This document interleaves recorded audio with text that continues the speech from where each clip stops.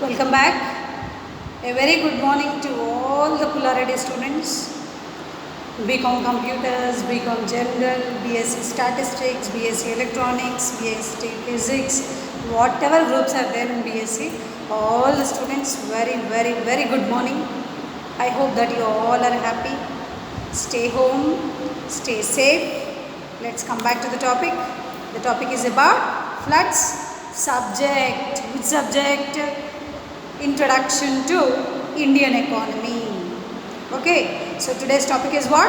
Today's topic is about floods. Clear?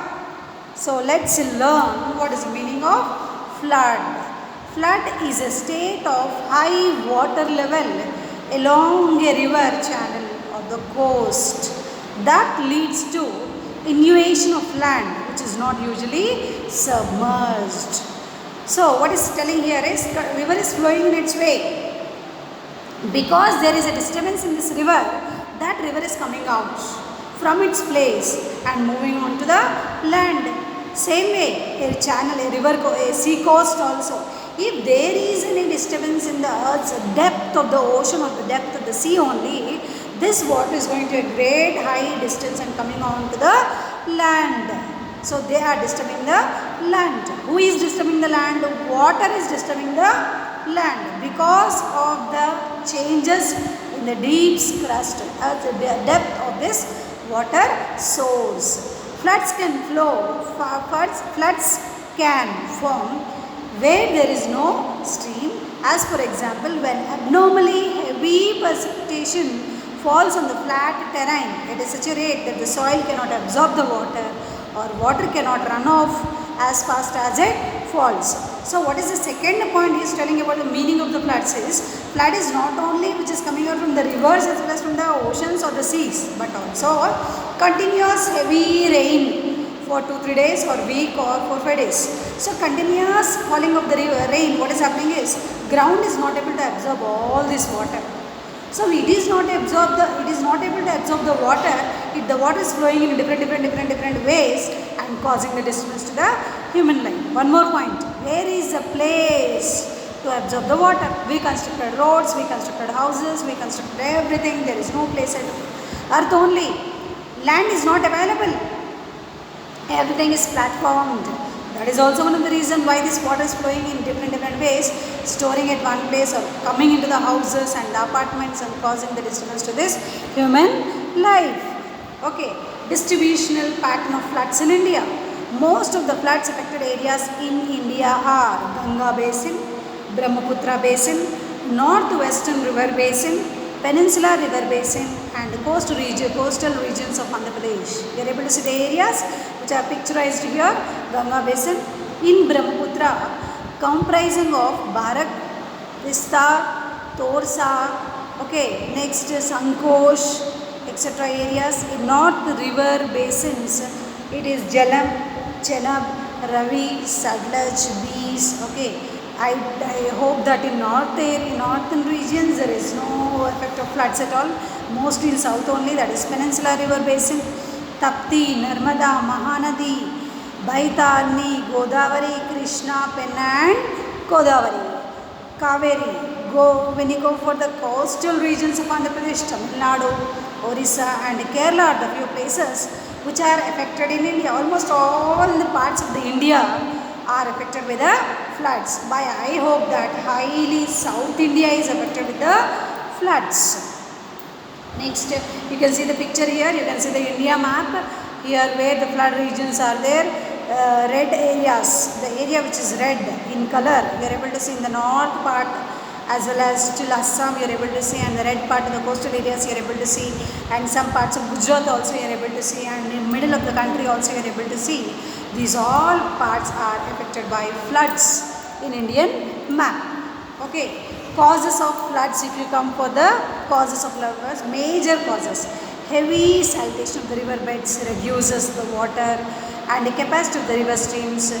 Next, rockage in the drains, landslide, construction, areas of cyclones, strong winds accompanied by downpour along with the storm leads. So finally what do you want to say in this points is heavy rainfall, 1 point.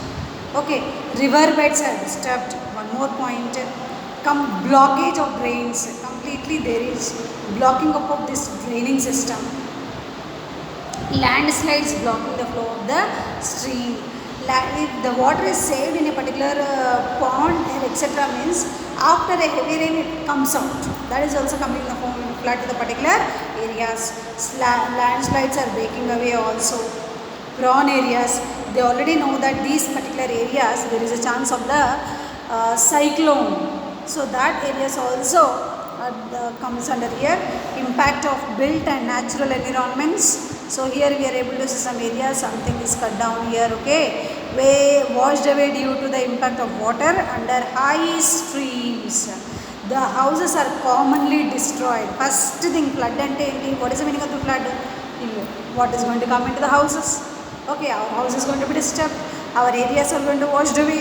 In villages, huts are completely flowing like the boats. Even the cars, everything. The human life is completely disturbed. Okay, high rising water, they occur. Lightweight wood houses also they carry away. Inundation of houses, the house may remain intact and the foundation, but the water damage to the materials may serve repair. So once the water is coming to the houses and the apartments and the huts and the villages, completely the more raw materials of the sources what they are storing in the houses are going to be spoiled. Okay, caused by the massive floating objects such as trees and others also cause the disturbances to the human life. Next, impact of agriculture. Agricultural land is also completely disturbed because of the flood. Why? Because suppose the flood is coming. This area, Andhra coastal area regions, if you see, these areas are not suitable for agriculture. Nearby areas also, if they want to do the agriculture, they may worry about these floods which are going to occur. In most flood prone countries where economies are based on agriculture, the largest economic flood related losses are in the agriculture sector. Even in the industrialized United States, 48% of the losses is coming because of the floods. They gave this report in 1975 only. Obviously, most losses to the agriculture result from the drowning of crops. Susceptibility to drowning depends on the type of crop and the duration of the flooding. Some are quickly killed away by the relatively small amount of superfluous water. Other can resist, such as few days for submersion. Even crops that through on large amounts of standing water will be killed away in the water stagnance, as in the Bangladesh example. Other agricultural losses occur in submersion of crop storage facilities. Because of this floods, what is happening? Grains and other crops also will be quickly spoiled, which are stored in the godowns.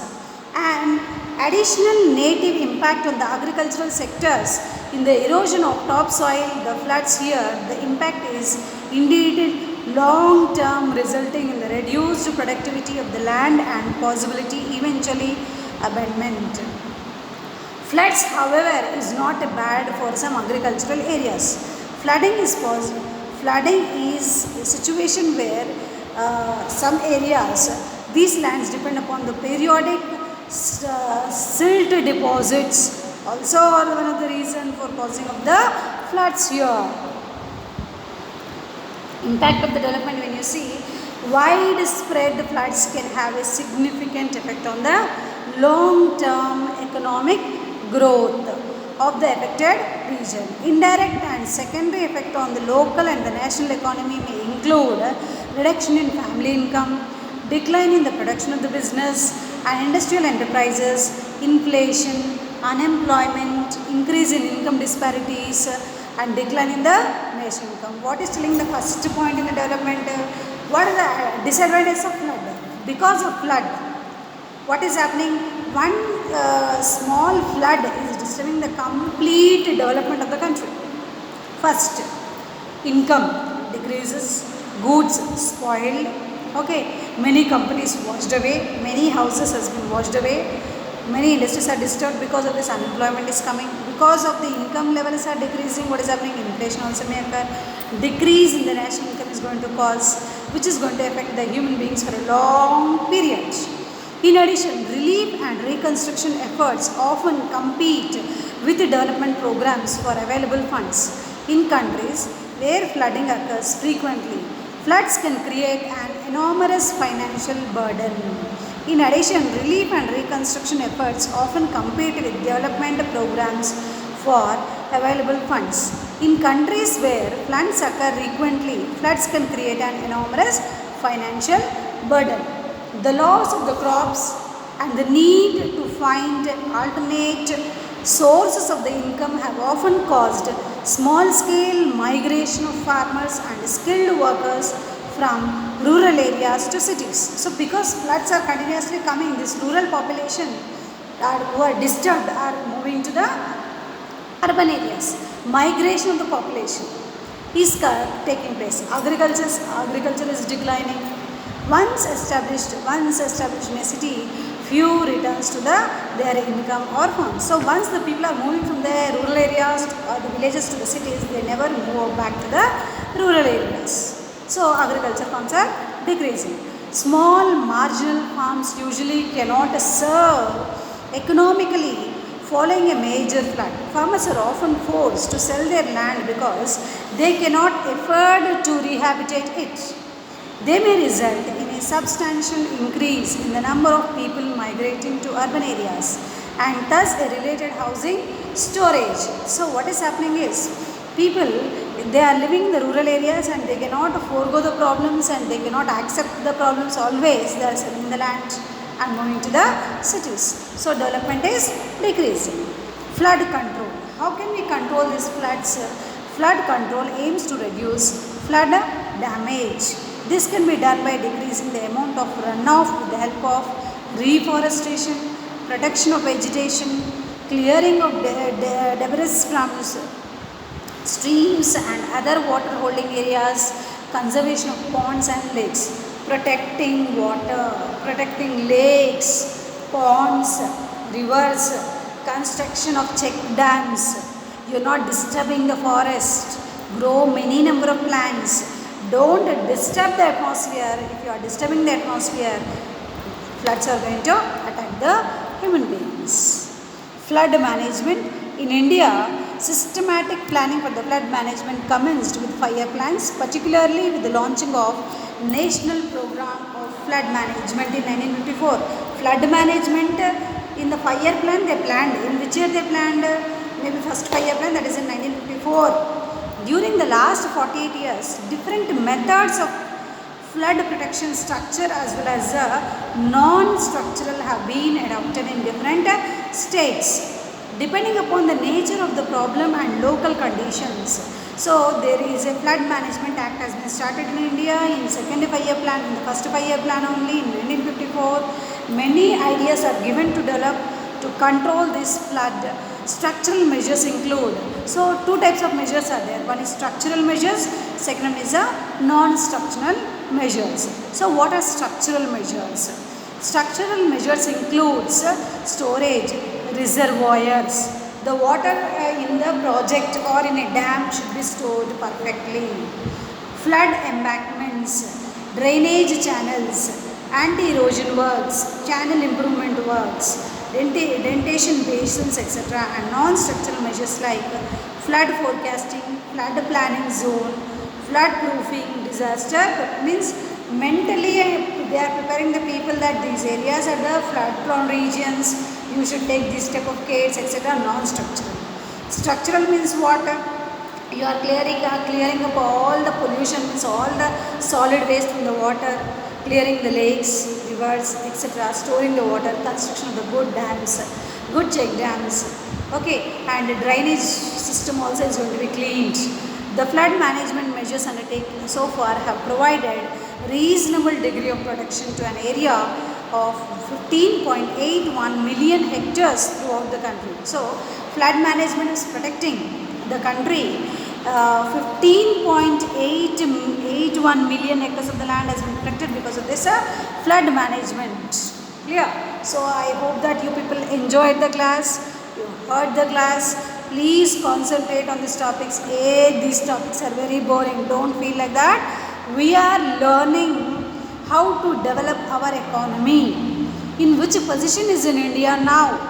If you listen these all classes, little bit awareness is going to be created in you, which are going to help you as well as your future, your family, your kids who are going to stay still safe. Clear? Thank you, students. Hope you all enjoyed the class.